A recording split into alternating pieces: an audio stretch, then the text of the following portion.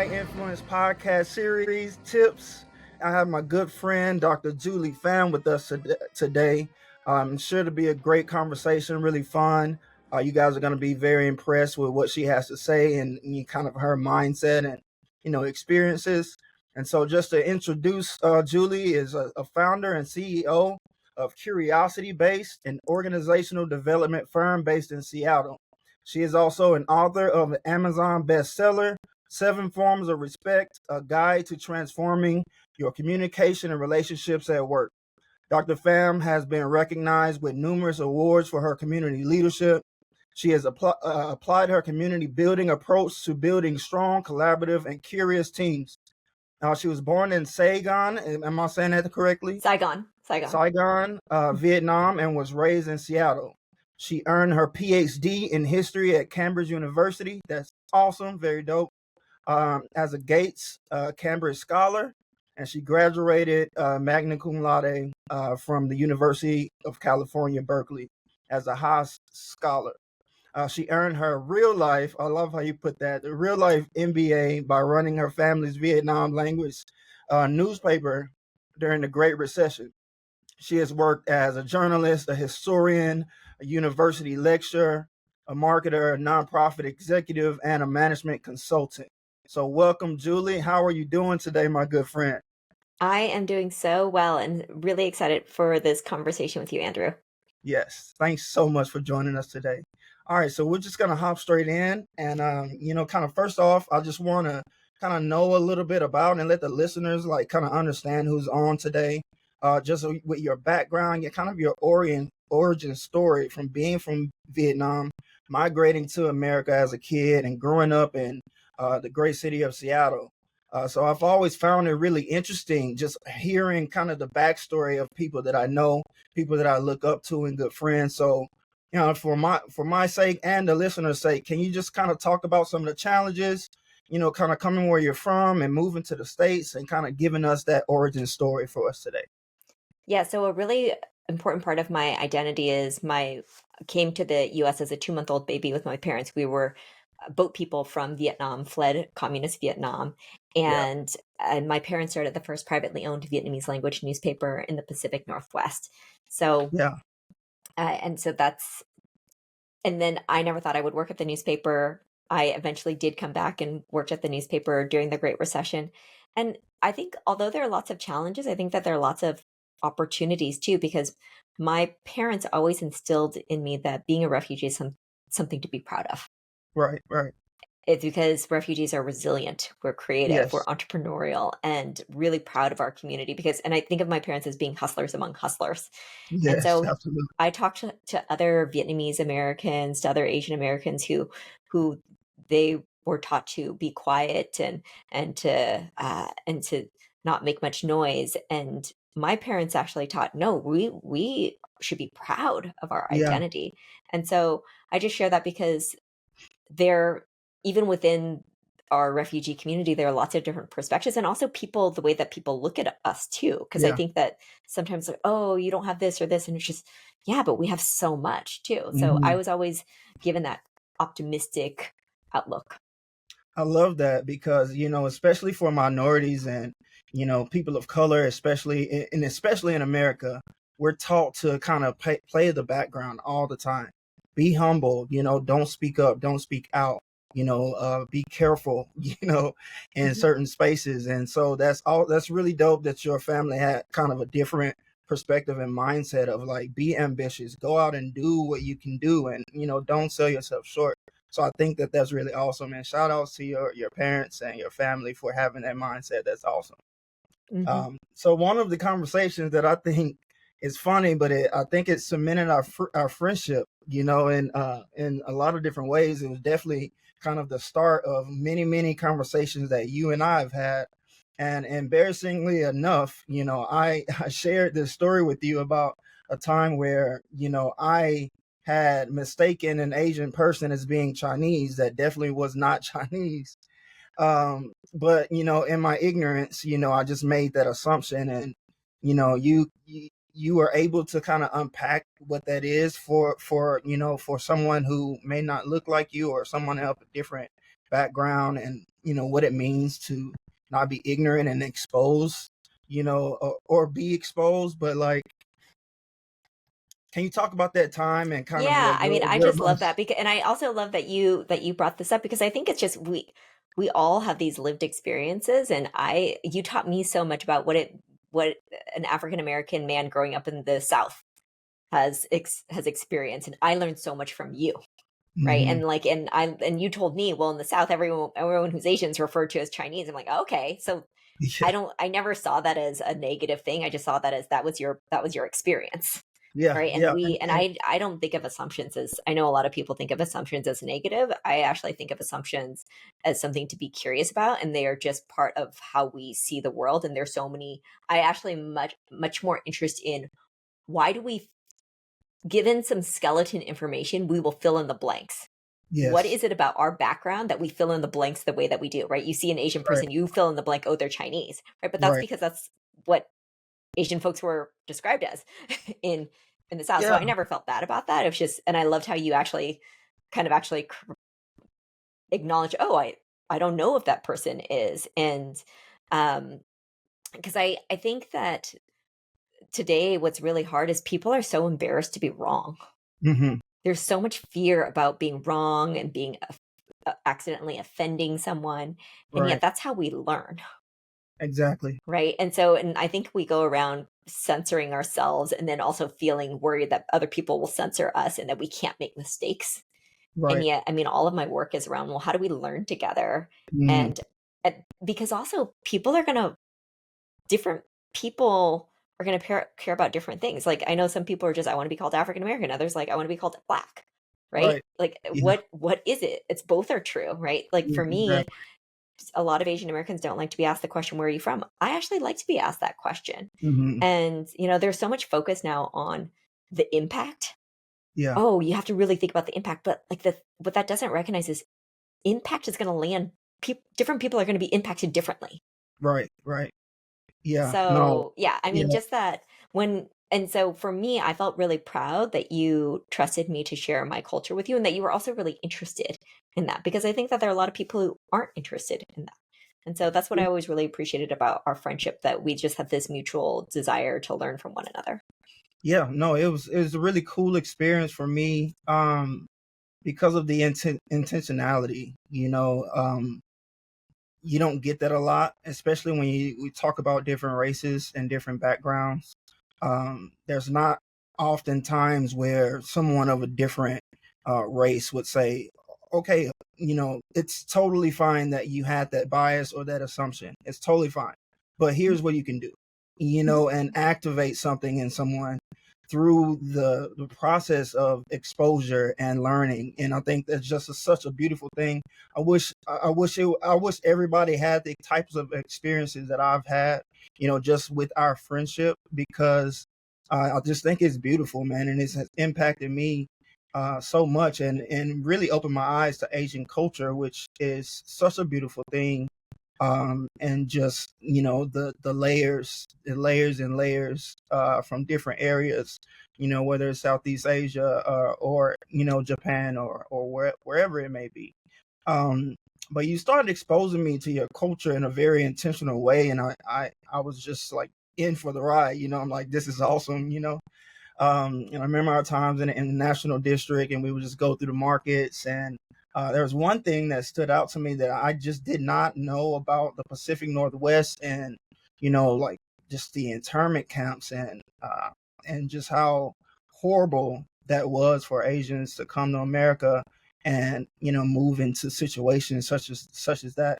And I remember, I can't recall the name of it, but It was the maybe Winglet you can help me. Museum. You went with me to the Winglet Museum, which is the only Pan Asian American history museum in the US. And I mean, Yes. I think also, Andrew, that was also you saying yes. I mean, Right. I invited you and you say yes. And I think a lot of times sometimes we think other people aren't going to be interested, or they're just, no, I'm not interested in that. And yet you said yes. So I think that that's a lot of credit to you too.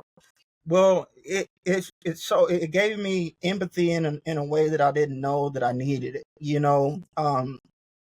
Being Black and from the South, it's like slavery, slavery, slavery, Jim Crow, discrimination, um, you know, KKK. It's just, you get drowned in these just in the horrific, issues of what happened in South America or South United States, and um, you become so, I guess, just overwhelmed by it that you don't see other things. You don't see, the struggles of someone else, because you're so busy fighting the fight of trying to be heard and trying to be seen, trying to be known, that you don't even have sit back and say like, well, wow, I didn't know that, these type of people, have very, very similar experiences. So definitely thank you for exposing that to me, because it just created it was an educational experience that I'll never forget, and so that kind of sent me, and just our friendship in general kind of sent me on just this journey of like, just absorbing Asian culture, for a while. And it's funny because like now I'm married to an Asian woman. Mhm, mhm, So mhm. I have to say thank you. Thank you for that exposure, because now my wife, she's Filipino, and man, just like learning more about her and her family. They have lived in Canada. They came from the Philippines to Canada, long time ago, and very similar stories. They're entrepreneurs as well. Immigrants come and they just hit the ground running and fighting for their families, and that's the same type of background that my wife comes from, and that's why she's a go-getter. Her mom has been a CEO for there's no telling how many years. I'm not even sure. She owns her own business, and unfortunately, her dad passed away. Um, many years ago when she was young, and very similar to what Jilly and I are doing. That's what her mom and her dad were doing as well. They were kind of like tag teaming a business, working together, just on the move and building and creating together. And so it's been a blessing to have Jillian. But yeah, I have to give you some shout outs for giving me that initial exposures, because now look at who I'm married to, and so Mhm. uh, and I We get a just never know. I mean, this is the thing, we can surprise ourselves about where our lives go. And yeah, that's if we're open to it. right, Mhm. absolutely, absolutely. You got to be open, because um, especially in the South, like interracial dating is just like is looked upon as like a no. Like you do not Mhm. do that. My family was never like that, but I've had some negative experiences with interracial like relationships, and um, just to be in a situation where I feel free. I don't have to worry about the opinions of anyone else, and both families are accepting of one another, and it's just a really great and cool thing. But we're gonna go and we're gonna talk about some of your businesses and your Mhm. accomplishments. But I want to go back to the Vietnam newspaper business and Mhm. how you came back to it, and just kind of what was the theme behind, what kind of content you guys were delivering in the Vietnamese community. And I know you probably were telling stories, but and highlighting people. But kind of what was that about? What was kind of the theme behind that business? I think with a lot of so in our newspaper and also in a lot of newspapers that serve immigrant, refugee, BIPOC communities is they wanna share good news. They Yeah, wanna do celebration because a lot of times when we're in the news, it's not good, yeah, right? It's yeah, like, "Oh, some scandal," or, "Oh, this," or, "Oh, that," and it's just well, and even or it has to be super good for it to be in the newspaper, in the mainstream newspaper. Whereas for yeah. us, it's like, "Hey, this restaurant opened. That's a big deal." Right? Right. We just had a Buddhist temple celebration. That's a big deal in our community. So a lot of Yeah. that was around that celebration. And I remember actually this during the pandemic, we were getting all of this funding to, hey, write about all these social services that the Vietnamese community needs. And I learned something. My dad said, "Hey, we are not just a community of people who need social services. Hmm. We are a community of professionals.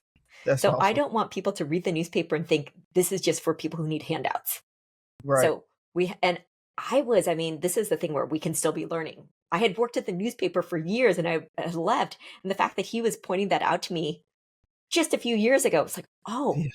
of Yeah. course, right? Yeah. Like we don't want it because it's like if you imagine you read a newspaper, it's just this is how you get this service, and this is how you get this service, and this is how you get Mhm. this service. And then the doctors and lawyers and professionals are like, well, that's not for me because I don't need these services. I actually just want news about this and this and this. And so I think part of having a media organization is thinking about things that will make the readers.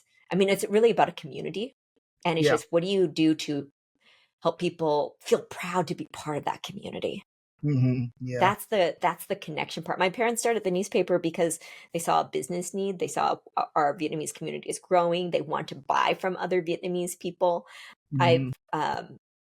and also just this sense of, I mean, media outlets really do help foster community, Yeah. a sense of who Absolutely. we are. Right. Mhm. Yeah. That's awesome. Now I know your dad has been passed away for a short period of time, but you became a pretty successful academic, and I was curious when I was kind of thinking of questions. Was your dad or your mom were they really strict as far as your schooling and your academics go? Because for some reason you went to the highest of heights in your academic career, and and were really successful in it. And so I was just kind of curious of what was instilled in you in order to grow and to really embrace academics in the way that you have. Well, I don't think my parents never pushed me or expected me to go as far as I did in terms of my academic career. They would have been there was always an expectation that I would go to college though. Right. And it was really just a matter of what college. And I this is actually something that I remember getting invited to University of Washington to speak to first generation students and Hmm. Southeast Asian heritage. And I told the person who invited me, I'm not a first generation student though. My Yeah. parents were upper middle class in Vietnam. I was Yeah. always expected to go to school. Right. And so I was asked this question, well, how did you pay for school? And it was just my parents set aside money. We were Hmm. doing pretty well financially by then. Right. So I just share that as like as even within we think about communities and there's a lot of they're not no community is monolithic. Yeah. And there are lots of different needs within that. But going to your did my parents push me? No, they actually I think would have been happy if I just stopped at a professional Hmm. degree, like being a lawyer. That's actually where they met in law school. Yeah. They never thought I would actually get a PhD, and that was something that I had to really mm, convince them of. Mhm. And I Yeah. didn't even actually tell them that I was going to go and pursue my PhD until after my scholarship was confirmed. And I remember telling my dad, "Dad, what do you think about Cambridge?" And he said, "Well, it's very old." Yeah. And I was like, "Well, I think I'm gonna go there." He's like, "What? What do you mean?" It's like, "Well, I just got this scholarship to go there." So Mhm. I also didn't tell them when I was in the application process because I didn't want to disappoint them in case it didn't turn out. And I Yeah. wasn't gonna ever ask them to fund that. Mhm. But I mean, I really thought I was gonna become a historian. And even though by the time finished up my dissertation, I decided that I wasn't gonna stay in academia, so much of what I learned as a historian is still so relevant to the work that I do today because That's all. it's all about perspective taking. Yeah. It's all about understanding there are different perspectives. And even just in my identity as a Vietnamese refugee, as a South Vietnamese refugee, Andrew, April 30th in the US is referred to as Fall of Saigon. Mhm. In communist Vietnam, it's called Liberation Day. Wow. And that's the day that the North liberated the South. Yeah. And for the South Vietnamese refugee community, like me and my parents, we call it the day we lost our country. Mhm. And all three are true. All Wow. three are true, right? At the same time. It just depends on your perspective. And that's the way I approach my work and approach Mhm. curiosity. It's just, I think it's actually way more interesting to see the different ways we think about it versus saying which way is right. Because you're never going to win that argument. It depends on who Right. you're asking. Exactly. Wow. That's unbelievable. And I think about like, thank you for saying that because that was going to be a question that I had was, ways that you getting your degree in history and going on to get your PhD, like how have some of those things played out in your career? And so you just answered that question for us. But, by the time I met you, you were in communications at WTIA, which we partnered with before when I was with the Greater Foundation. We were still working on partnerships throughout our time there. A lot of thanks to you. And you did a lot of great work there for a long time. How long were you there actually? Because I didn't I know was there this. for 6 years at, Washington Technology Industry Association, and it was the best job I ever had. Really? It was it was the best job I ever had. But Andrew, the only way I would ever leave the best job I ever had was so I could It's for start my the own company. exactly. Yeah. Right? I I feel felt like I knew. really called. Right. I know people talk about passions. Follow your passion. Yeah. And actually I wasn't following a passion. I felt I Mhm. was called Called. to Yeah. start my own business. And Yeah. so in a way that's kind of more of a dialogue, right? I'm feeling the world saying come, and I'm responding versus Right. following my passion says, okay, here is this thing I want to do and I'm going to go and follow that. And that's Yeah. one directional. But to Yeah. be called, because it didn't make sense at all. Why would I Mhm. leave my nonprofit executive job in the middle of the pandemic?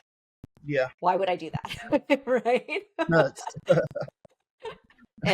But I felt truly called, and I remember telling my dad, and I was worried about telling my dad that I was going to leave my job because stability is so important for refugees. Hmm. And he said, I'm so happy for you. Wow. I'm so happy for you because now you'll have freedom Hmm. and you Yeah. never have to worry about losing your job again. Because I lost 2 jobs for my first 2 tech jobs, I lost them Mm. through downsizings. Yeah. So, and he was just, you will never lose your job again. And I actually just had a friend who he's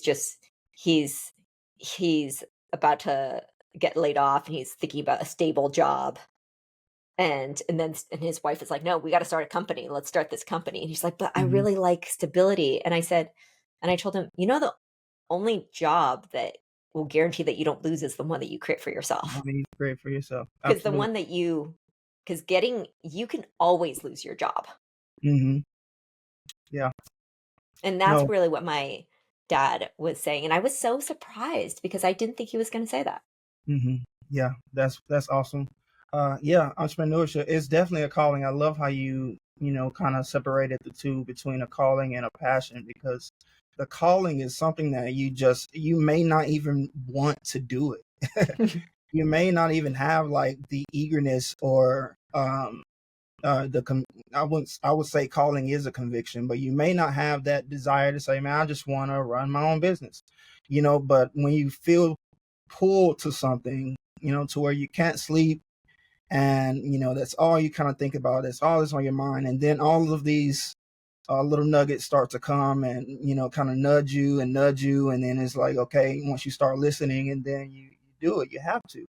Mhm, And I've felt that way a lot of times in my life, at least two, for sure, with the ventures that I've been on before and now. So, yeah, I definitely understand that. But mhm. speaking of how great WTIA was when you were there and, that it was one of your best jobs or your best job, they gave you a lot of freedom to do some things. And one of those things was the diversity and inclusion track, the first one for Startup Week in Seattle, the first diversity and inclusion track. You and I were able to co-lead. I'll never forget that opportunity. Another thing that really solidified kind of our friendship. Um, but what was that experience like for you? I know how it was for me, but I don't know if I've ever asked you, like, in hindsight, what was that experience like? Just being the first, but then also being able to rally a community of people behind, such an important cause. Like, what was that like for you?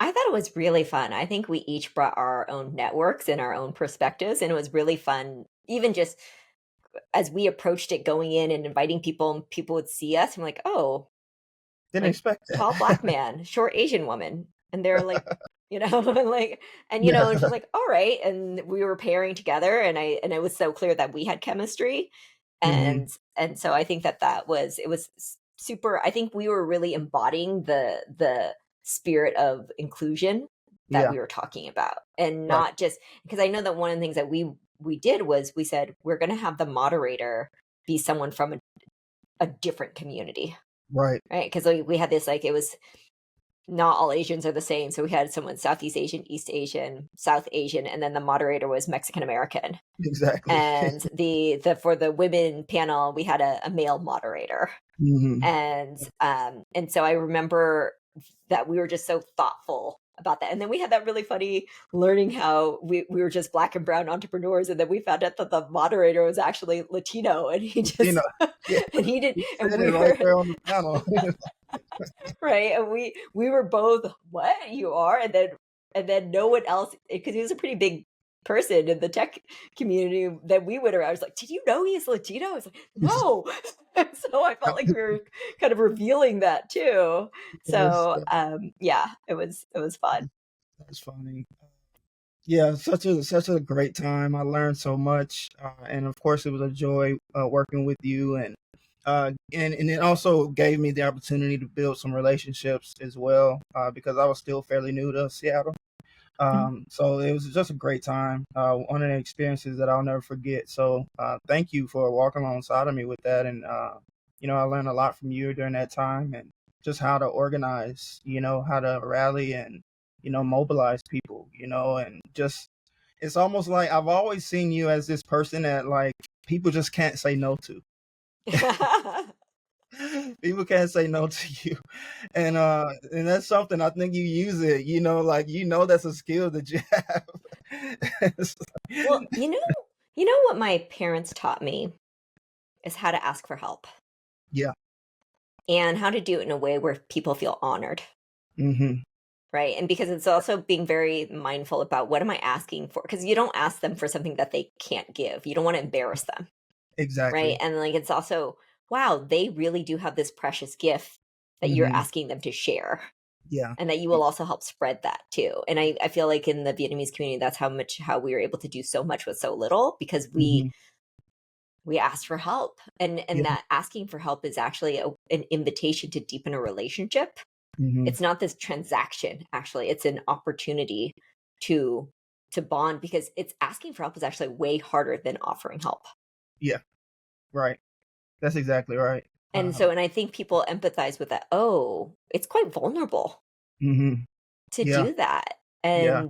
And so I think that was yeah, and I mean, Andrea, just thinking about back at that panel, because I know one of the other things we did was we really tried to have culturally sensitive food, like thinking Yeah. about for the different places, and just thinking how the vendor at the Black and Brown Entrepreneurs, now she's superstar, that brown girl cook, she's Mario superstar Cooks. Really? restaurant. I haven't Yes, seen that. Wow, featured in that's the New York amazing. Times, the What? communion, the chef of yes, and it's so great to see how people grow. I think the only thing that was disappointing was all the audiences were consistently just the people at the women's panel, most of them were women. The people at the Asian panel, most of them were Asian. I felt like, how could we break and get audiences to also Right. be interested in panels that weren't about them?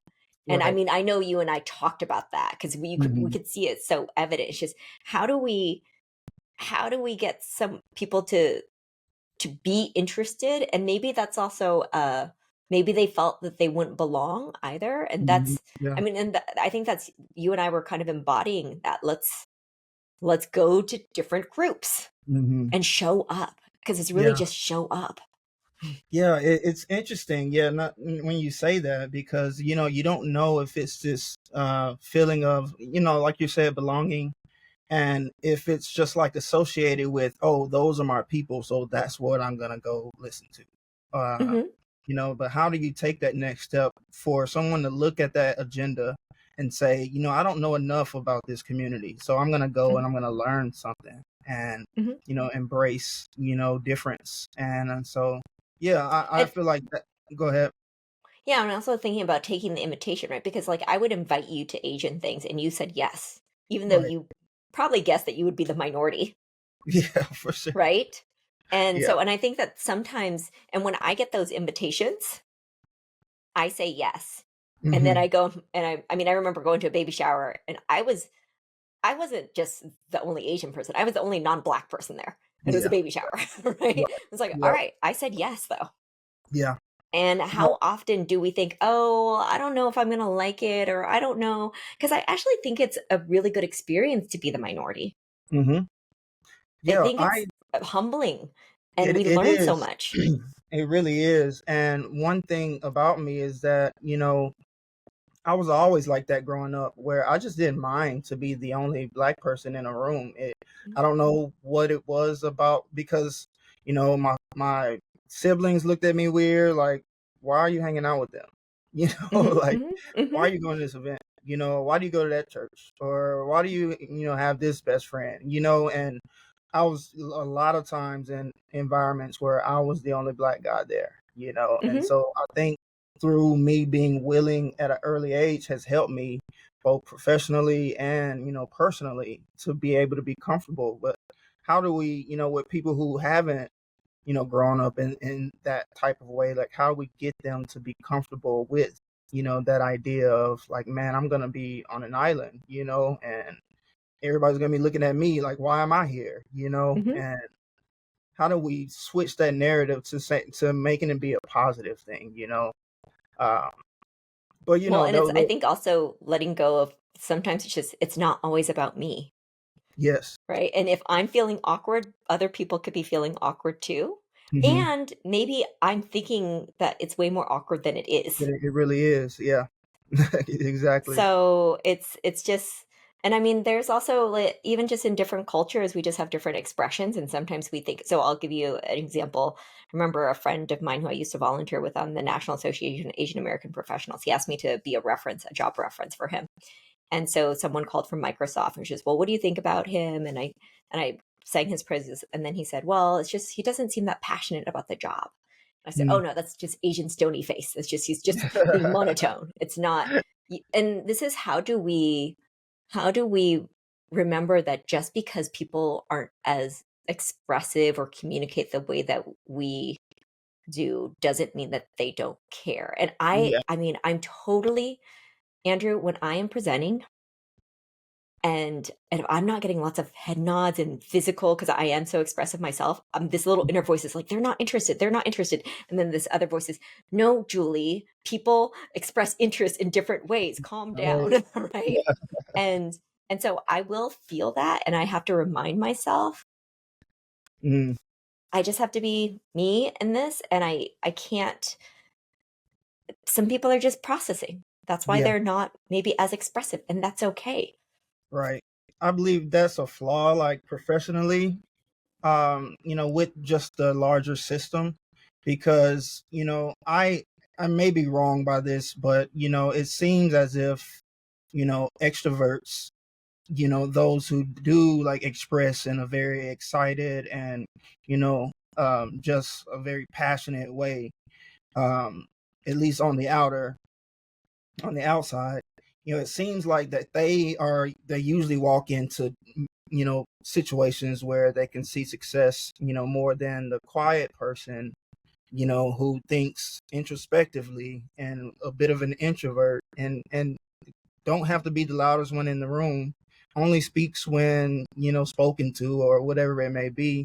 And it's unfortunate, for the system to be that way, because there's so many different ways. There's so many different, very, very intelligent introverts in this world, Mhm. who don't have to be the loudest one in the room. But that's just one thing that I've always kind of struggled with, because at heart I'm an introvert.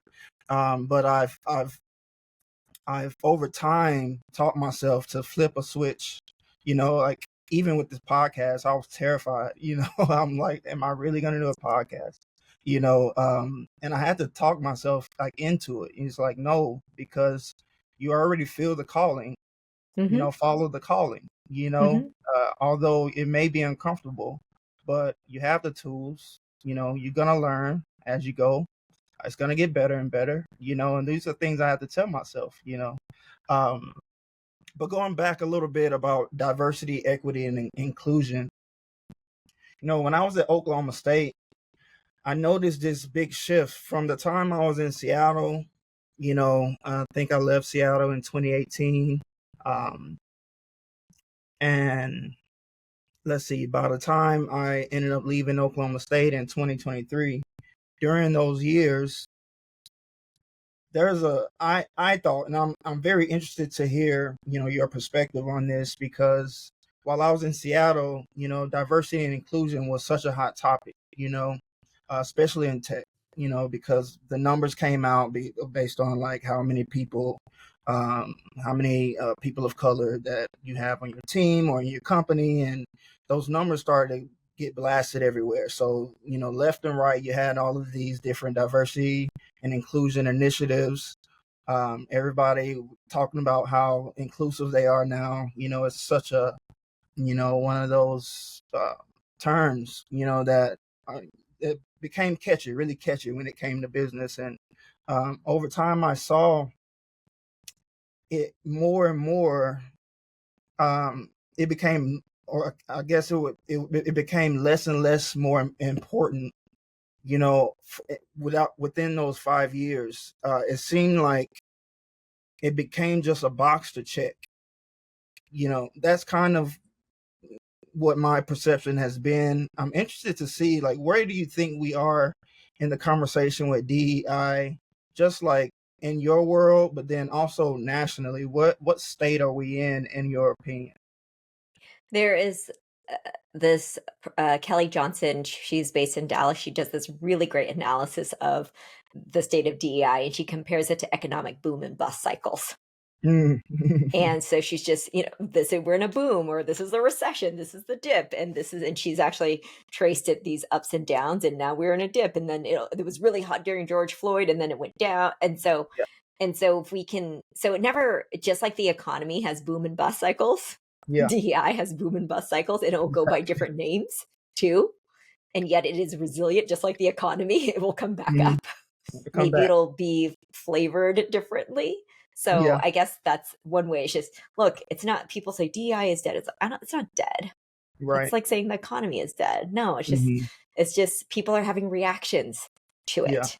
it's a really good way to I put mean, I actually think of, in the work in CuriosityBase, people often think, oh, you're a woman of color owned, leadership development, community team building, you must do DEI work.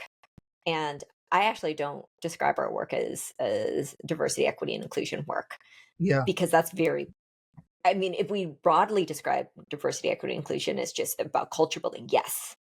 And yet I think that there are real specialists in Hmm. that. And what we do is really focus more on curiosity. Yeah, And so I actually call it curiosity based inclusion.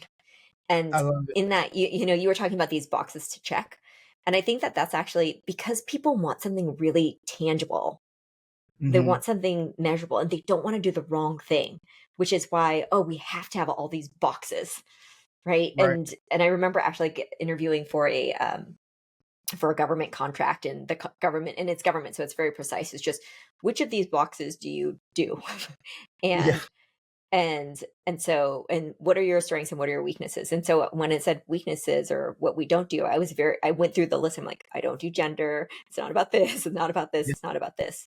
Our work is around is really more around that inclusion and that belonging part. And so Mhm. my philosophy is, if you don't give people boxes to check, they will tell you what boxes are important to them. I love that. I love that. And they had me even, I mean, one of our clients, there, it's a lot of kind of blue collar, more of the maintenance workers, and they asked. And so in my book, Seven Forms of Respect, we like to ask who and what influence how you think about respect. And so they asked that question to their employee base, to this workforce, and they had expected people to talk about social identities, their Hmm. race, their gender, and they talked about, well, I'm a plumber. This is how it Hmm. influences how I'm a customer service rep, and they were so surprised. What that gets at is, when you ask people what's important to you, Yeah. you will be surprised by what they tell you. And the point is not, oh, no, actually, you need to be talking about this part of your identity. It's Hmm. actually, no, just let people talk.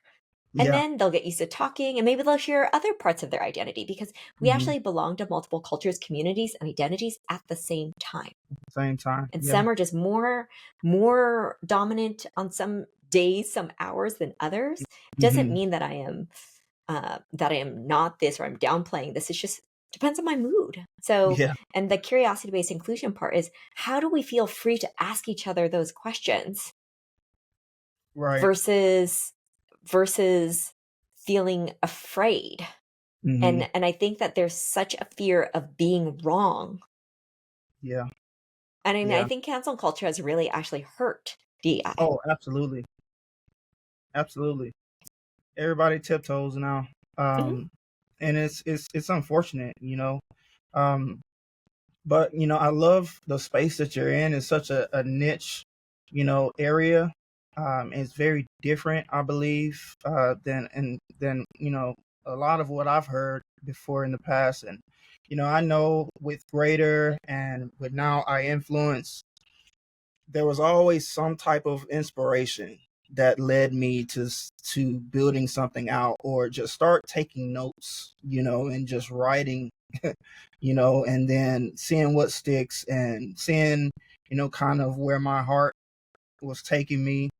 um I'm interested, of kind of what was your inspiration, because I mean, like I said, like you said, you felt called, and I know, like, after a calling, and especially to leave WTIA and say, I'm gonna leap and take a dive into entrepreneurship. I'm gonna be a founder and a CEO of a company. Um, I know you feel the calling, but then, like, at what point do you get inspired to start putting things like in a structure or framework that makes sense? Like, tell me about the time of, the space that you're in when you felt the inspiration and the calling, and then when you said, okay, this is how I'm going to do it. This mhm. is what, like, how do you take, you might have thought one day, like, oh, we should be more curious. Then, like, how did it go from, okay, Yes, yeah. uh, So it was a lot of this was informed by my community building. I did a lot of volunteer work and working at a newspaper, I have to be part of the community. And so I got mhm, asked to do lots of things. And then while I was at WTA, I also created this cross-sector collaboration fellowship, bringing together people from different sectors. mhm, And what I saw was some people really thriving and some people really struggling. And the people who are really thriving, because we were just, what is it? Why is it some people are really thriving? And we realized it was curiosity. mhm, They were just having more fun. They were just, oh, look at what we're learning. I had no idea. We created yeah, something out of nothing. And it wasn't so much about the outcome. The people who were struggling were just, it has to look like this. Success has to mhm, look like this. right, And they couldn't find the joy in, what is possible? And yeah, so that's when I realized, wow, if we could do this with people who are volunteering, mhm, imagine what we can do if we apply that approach to people who are paid to work together. yeah, And that's when wow, it's just, ooh, I think, and we spend most of our time at work. We spend more mhm, time with our colleagues than we do with our families, unless it's like you and exactly. Jillian who work together, right? Yeah, But for the most part, we spend more time with our coworkers than with our family. So I think it's incredibly important to feel good mhm, at work. And then yeah, the other thing, I mean, so that I think that was the kind of aha, oh, I think we can take this and actually do a business. And also the other thing, Andrew, because I had actually considered starting a nonprofit. We actually mhm, had started a nonprofit. What I realized is it is way easier to start. It can be way easier to start a business yeah, than a nonprofit. It's right, easier to get people to pay for the services they think have value mhm, versus to donate money to you. I mean, right, you ran a nonprofit, oh, yeah, right? oh, yeah, Sometimes it's like, here's the begging bowl. yeah, Please, I'm doing this, and let me make you feel super good about yourself, and that can feel ugh, that's the whereas like when exact as a business reason. owner, I Yeah, have a service and maybe we're not a right fit. I can fire right, my customers too, mhm, right? And mhm, and maybe if we're not a right fit, let me refer you to another consultant who right, is. And so that's when I was just, oh, this is actually commercially viable. And I also remember I was actually a dear friend, mentor, Ruby Love, an older African American woman who I remember when I thought I was going to start a nonprofit, but then I found out I could not keep my intellectual property as a nonprofit. And mhm, she said, Julie, they always tell people of color to start nonprofits. right, exactly, The way we generate wealth, accumulate wealth, is by starting businesses, and I will help you. And she mhm, has. And so now I really am a strong believer in starting a business, because it's actually way easier and more efficient to have a business than a nonprofit. I'm mhm, okay with paying taxes. Paying taxes is way more efficient than doing all the compliance, yes, financial compliance that nonprofits require. I'll ab tell you that. absolutely. You're exactly right. And for Mhm. some of the reasons that you said is exactly why I influenced as a for profit. Mhm. Yeah, It yeah, was a yeah, no brainer for me yeah, after doing a nonprofit. It was just like, there's no way I'm doing that again. yeah. It's so Um, much work to have yeah, to all the financial the compliance. And also people think, "Oh, nonprofits do good and for profits are greedy." No, it depends on the business, the owner. yeah. Yeah. You can have a purpose driven, for profit business, Mhm. and Yeah. do good, Mhm. but, get paid for the service that you Yeah. provide. And then it just allows you to do more, and then not having to, you know, beg and plead and hope that somebody's going to give you some, funding that is going to be a donation. And then if they don't, then the door's closed. But Mhm. instead, finding new ways, new revenue streams, new partnerships and ways that can, get your for profit business funded. So, speaking of that, like where would you say, what stage are you at within the business, Mhm. and then I guess a follow-up would be like, what are some of the challenges and successes that you've seen, at this point in the business? So we are bootstrapped. We never saw investors, and from day one, I was an employer. So Hmm. from day one, I took on W-2 employees. Wow. And I know that for a lot of people, that sounds really risky. A lot of people who do what I do, they're solopreneurs for years. And for me, I just thought, I don't want to do this work alone and I'm going to take this risk. So we are 3.5 years in. There are two full time employees, including me, and two part time employees and a consultant. And Hmm. we got, we're, last year was nearly 300,000. Hmm. And, and that's more money than I ever made as an individual. It's the Yeah. least money I've made in a while as a Right. salaried person, right? Because Yeah. but that's my choice I much rather share Yes. and hire people than to have a high salary for myself. Right. That's So, and those huge. are the decisions I think entrepreneurs have to make, right? Because Hmm. I get to delegate the parts of the work that I don't like so that I can actually have energy to do the parts of the work that I do like. Right. Right. Yeah. Mhm. No, that's beautiful. And huge congratulations with what you guys have brought in so far with a small and nimble team. And I know you guys are hustlers and just putting in the work, and it's showing. So that's amazing. I'm so happy and proud. So thank you. But one thing I think that's I've been noticing that's been pretty cool is that you've taken this concept. Of course, you started a business, um, but then like now you speak on the topics as well. So like I saw that you were at TEDx talk. You had your TEDx talk, and it was about curiosity being a practice. And tell us a little bit more about what that means. You might have hit on it a little bit when you were talking about the start of your business, but Mhm. maybe a little bit about what some of the things that you spoke about during that Yeah. speech. Yeah, and so a lot of people think about curiosity as a trait, either you have it or you don't have it. Hmm. We think of it as a practice, it's something you do and sometimes you don't do. Right. And so what that gets at is it helps us be less judgmental and Mm. not take curiosity for granted because there are times where I don't want to be curious. Yeah. And that means there are times that other people aren't practicing curiosity. I am not perfect.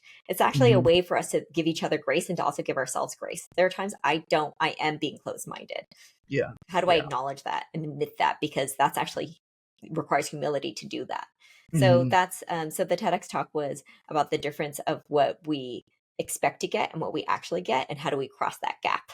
Hmm. Yeah. That's And awesome. the ways that we can actually practice inward curiosity. A lot of Mhm. people think about curiosity as being outward, and we also think about it as self-reflection and making time to pause, especially in this fast-paced world. I mean, one of the reasons starting the company was we're really polarized. There's a Mhm. lot of judgment.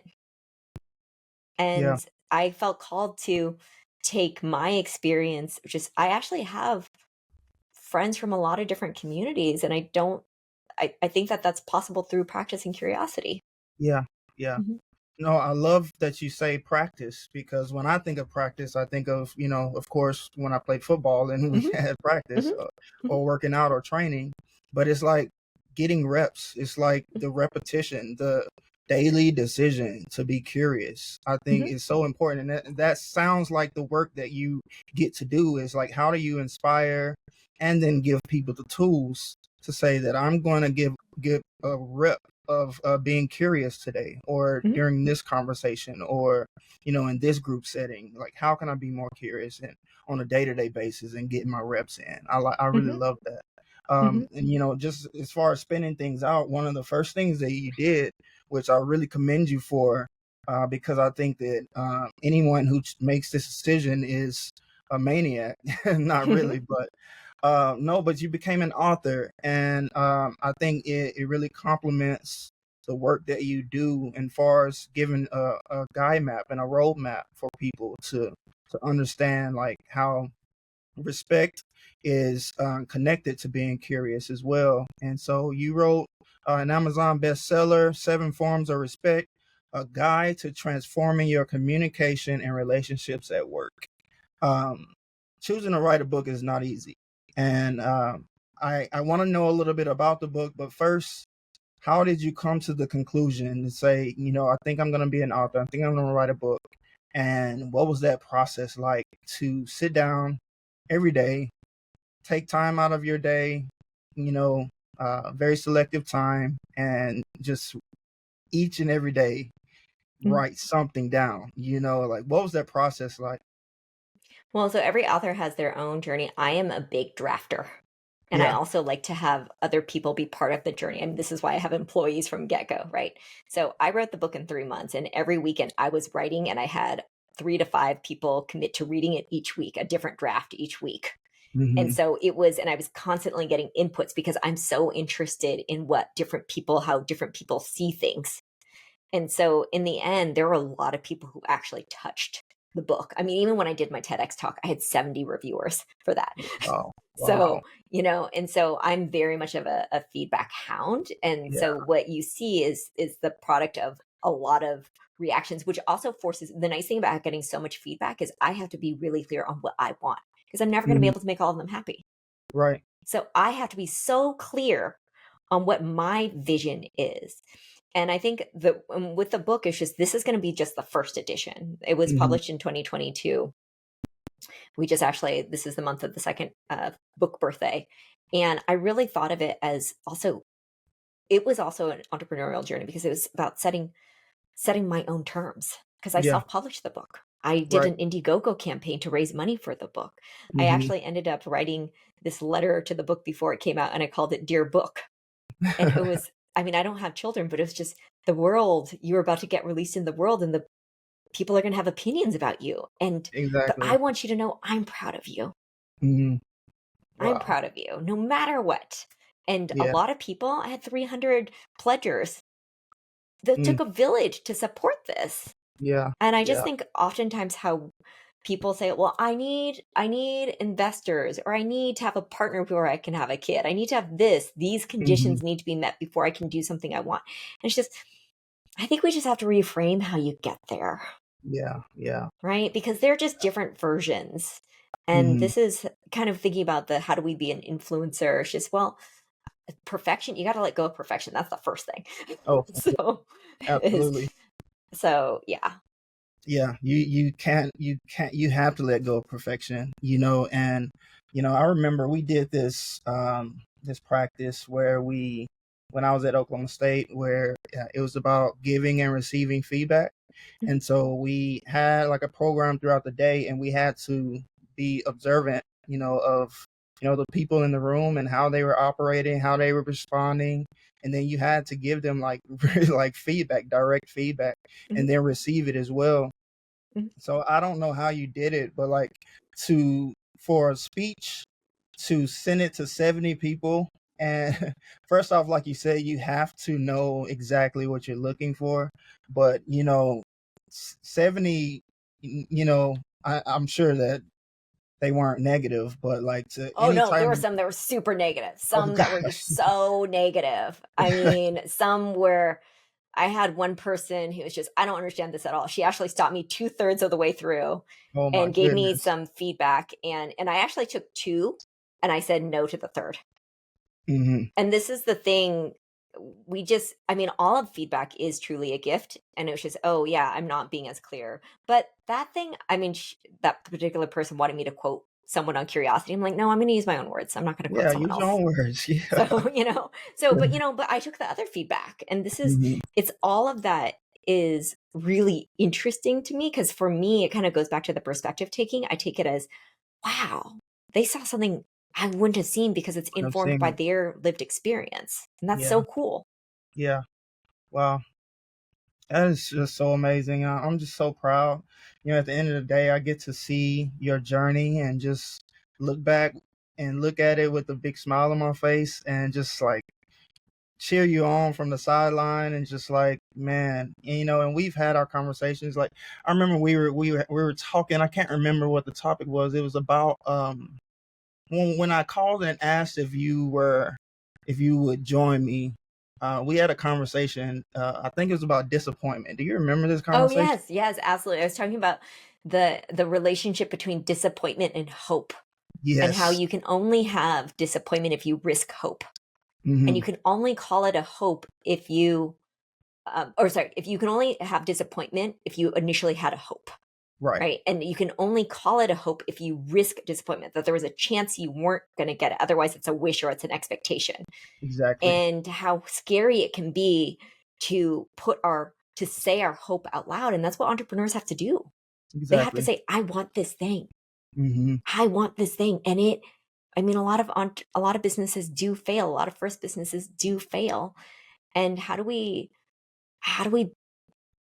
say it, and then also let people, because it's just really incredibly vulnerable. So It really is. And mhm, you have to be intentional. You have to decide to, put yourself in that situation where, okay, like you can feel disappointed, but in order to be disappointed, you have to have hope in something and mhm, to just continually, you know, be directly making the decision to say, I'm going to have hope in a thing, but mhm. then knowing that you could get disappointed. Putting Because yourself in that situation for entrepreneurship is for crazy people. the only way we can have highs is if we risk lows.